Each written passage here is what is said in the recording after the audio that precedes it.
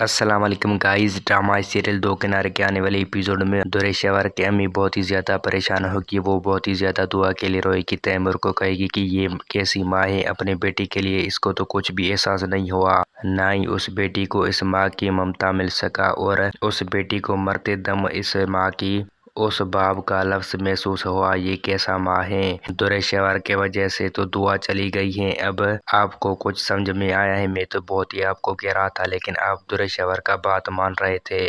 اس میں دریشور کو کچھ بھی احساس اپنے بیٹی کے لیے نہیں ہوگا، وہ جیسا بھی ہوگا ویسا ہی ہوگا۔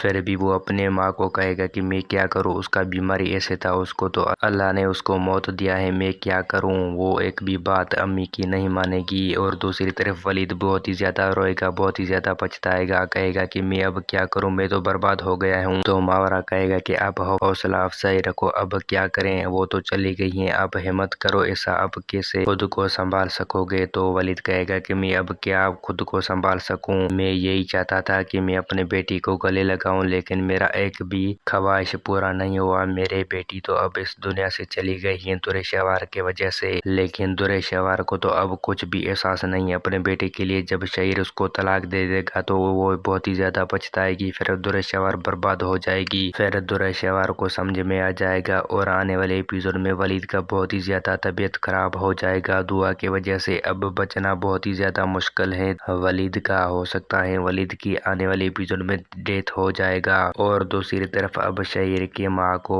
دریشور پہ غصہ آ گیا ہے، جب اس نے نوٹس پھاڑ دیے تو اب اس کو نہیں چھوڑیں گے، کسی بھی حالت میں شہر سے اس کو طلاق دے دیں گے۔ پھر دریشور کی آنکھیں کھل جائے گی کہ میں نے یہ کیا کر دیا ہے۔ اب تمام جلد وہ بھی دن آ جائیں گے، دریشور بہت ہی زیادہ پچھتائے گی۔